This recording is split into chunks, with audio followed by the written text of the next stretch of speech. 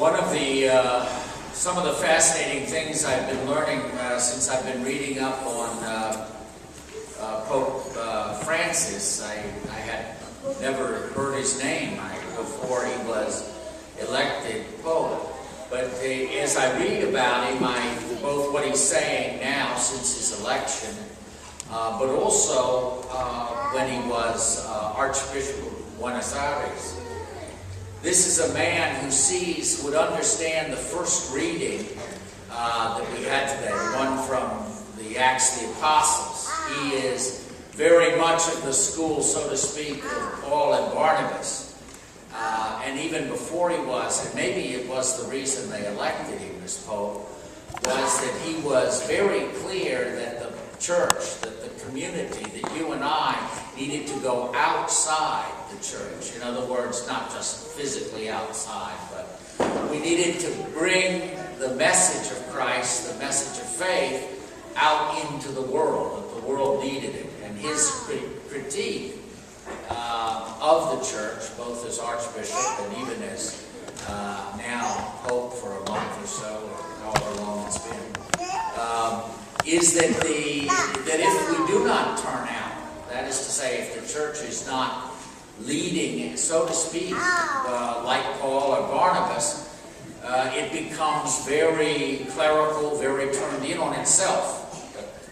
A community that is not evangelizing, first of all, is not doing what the Lord wants, but secondly, the bad side effects of turning in and on itself, on ourselves. So that you can see that Paul and Barnabas would be, in that first reading, or the whole Acts of the Apostles, an excellent example of what Pope Francis, even as Archbishop of Buenos Aires, saw as necessary.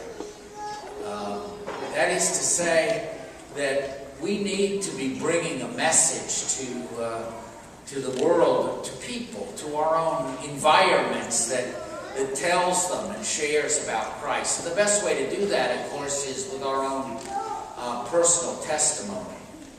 What puts people off, though, is often when we think about doing that, we start with the people we love most, right? We know best. We start with our aunts and uncles, our children, our good friends. And it's been the experience of many people that they sometimes hit a stone wall with these close friends. They hit a wall of cynicism or a wall of agnosticism. They kind of get pushed back.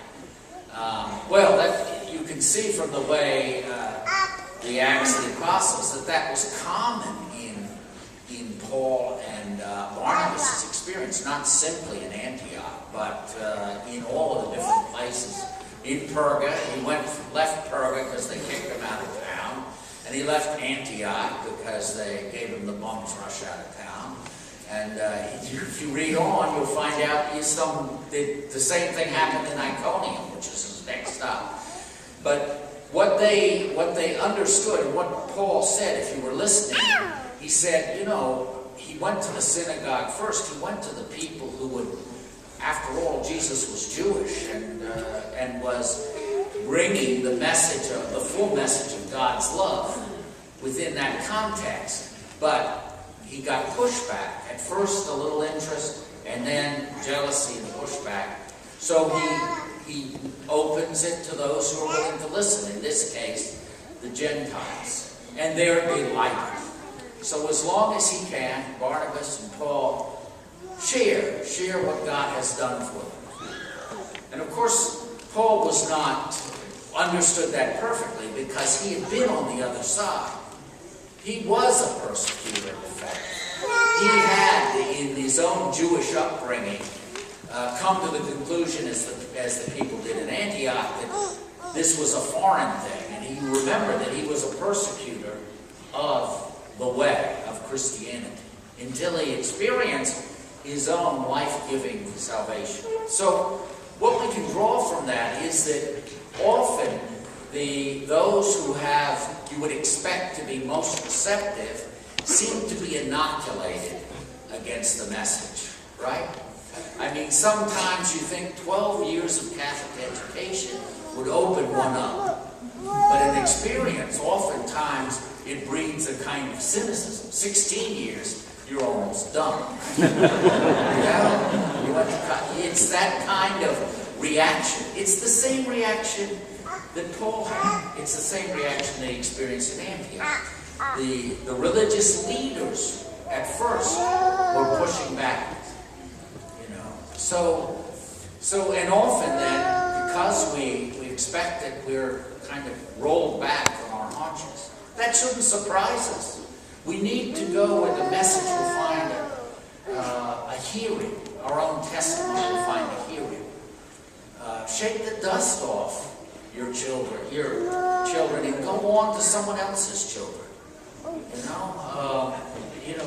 In other words, the message is too precious. Let somebody else's mother take care of your children. You know what I mean? In other words, we need to have the spirit of Paul and Barnabas in cheering. And we're not talking about Catholicism 101. We're talking about what God has done in our life, what we found, why we would go to church on Sunday when the majority of Catholics don't, right? There's a reason, personal and important to you, why you're here and not out at brunch right now, right? I mean, it's,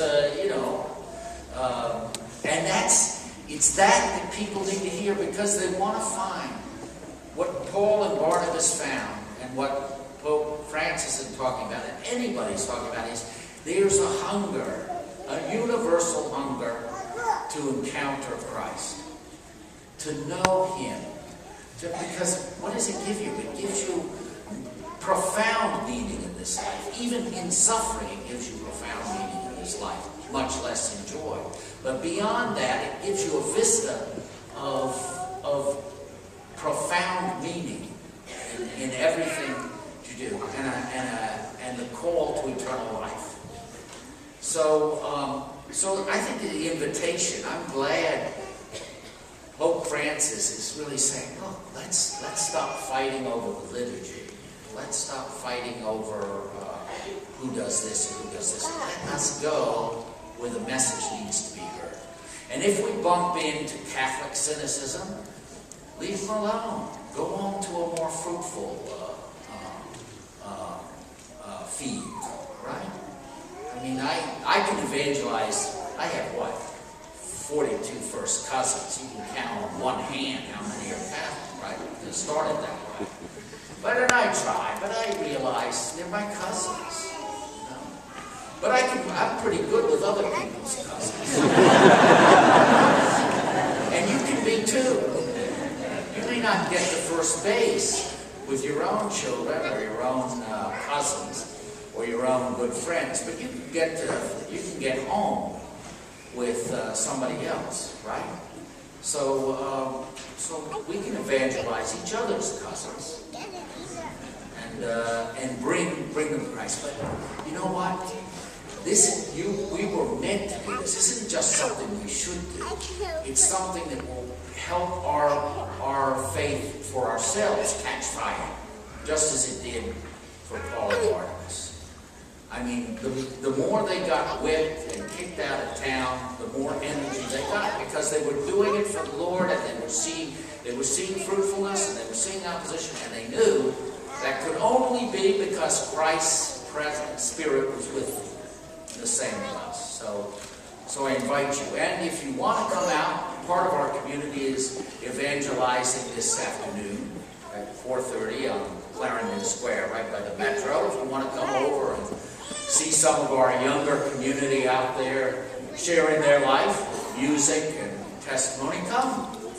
4:30. It's a beautiful day. You don't have to. It'd be better if you were evangelizing in your own area, but come. It's fun. It's powerful. It's engaging. It's profound. Jesus said, "My sheep hear my voice. I know them, and they follow me, and I give them eternal life, and they shall never perish." Knowing Christ, being held by Him, and proclaiming Him is where it's at. Let us accept his invitation like Paul and